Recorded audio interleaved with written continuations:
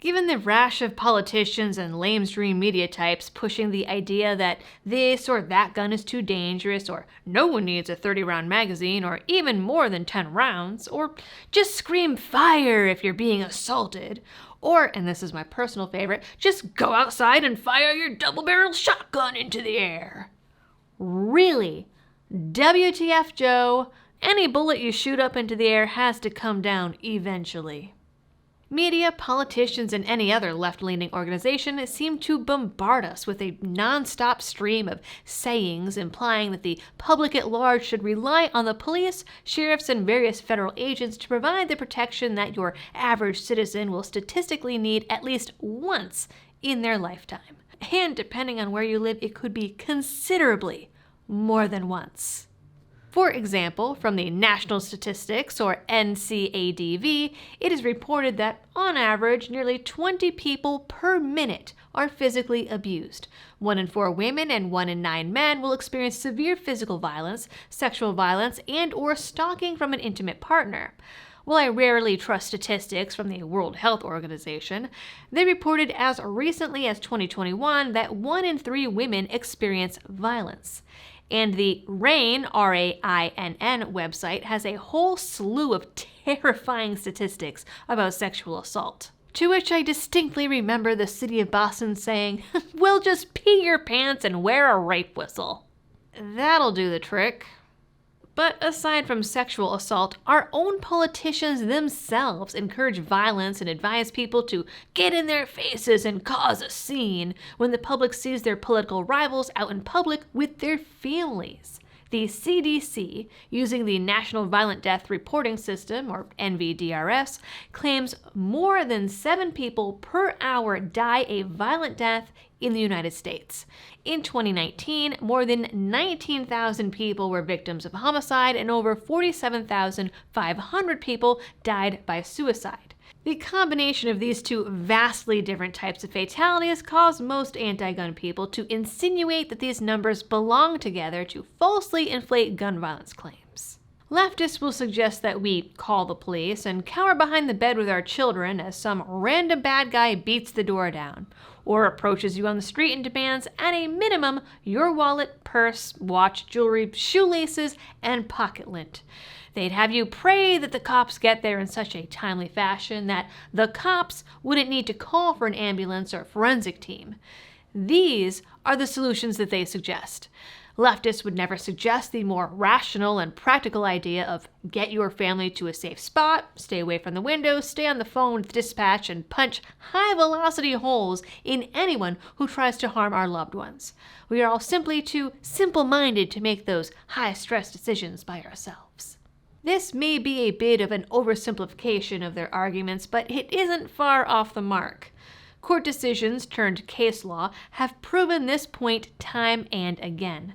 Not only are we ultimately responsible for our own safety, but the phrase "to protect and serve," surprisingly coined by the LA police in the 1950s, is an absolute lie. Oh, don't get me wrong, the average local cop will usually do their best to protect someone from harm, if possible. They just are not legally obligated to do so.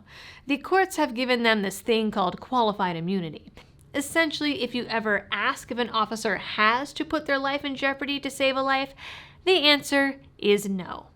Now, before I get into the exact reason why, I need to thank today's sponsor, and that is Blackout Coffee Company, the Florida-based small batch roaster whose coffee works as hard as you do. They've been a supporter of this channel for a long time and have been supporting the Second Amendment for even longer.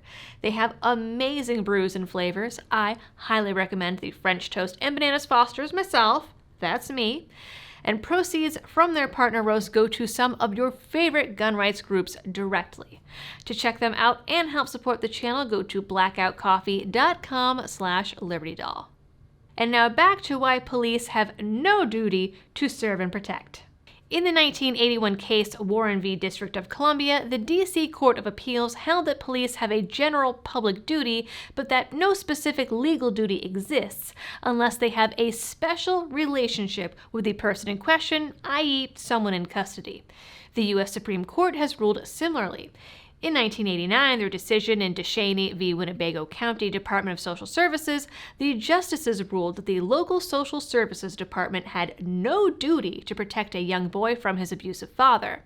In another case, in 2005, Castle Rock v. Gonzalez, a woman sued the police for failing to protect her from her husband after he violated a restraining order and abducted and killed their 3 children. Again, justices said the police had no such duty. More recently, the U.S. Court of Appeals for the 11th Circuit upheld a lower court ruling that the police could not be held liable for failing to protect students in the 2018 shooting that claimed 17 lives at Marjory Stoneman Douglas High School in Parkland, Florida. As for the Uvalde shooting, cases are still being addressed. And while there are still ongoing lawsuits over the police's failure to enter the school for more than an hour, little is likely to come of it in the courts. It can be called the wrong decision and 100% flawed tactics all day long, but the facts are, legally speaking, cops do not have the obligation to act. Moral imperatives cannot be made into law easily, rightly or not. Were it not for other landmark decisions, people may as well be walking around with a bullseye on their chests. For example, District of Columbia v. Heller in 2008 confirmed that the Second Amendment includes the right of individuals to keep and bear arms for self-defense. In it, a D.C. special policeman had applied for a license to keep a gun at home and was denied. He filed suit, and the rest became history. Another decision that positively affected gun rights was the June 2022 Bruen decision. In it, the court significantly curtailed a state's ability to restrict citizens' right to carry firearms publicly for self-defense. It concerned the constitutionality of the 1911 Sullivan Act that required concealed carry weapons applicants to show an ill-defined proper cause to get a license to carry. It changed the requirement of any law implemented to be in accordance with the laws in effect in and around the time of the Second Amendment's adoption. With all of these decisions, people need to understand police do not have any obligation to act, but all departments do have protocols in place for school shootings and other mass shootings, and from my research, most departments' standing policy on active school shootings is to go in as soon as possible if an active shooter is known to be inside a school or something similar to that. No matter how they do it, it will be extremely dangerous and they will be risking their own lives. But as the courts have determined, they have no obligation to do it. So the next time you see "to protect and serve" on the side of a patrol car, remember, they actually have no constitutional obligation to do that. You, however, do have a constitutional right to protect yourself, your family, friends, and loved ones, and even, in some places, total strangers. If you ever doubt why our gun rights are so important, just remember what is truly important, and that is the safety of your family and loved ones.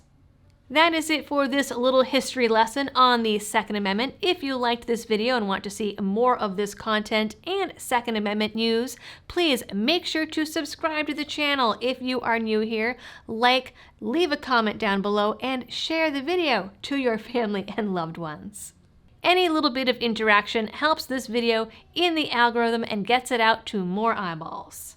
And last but not least, as always, thanks for tuning in and happy shooting.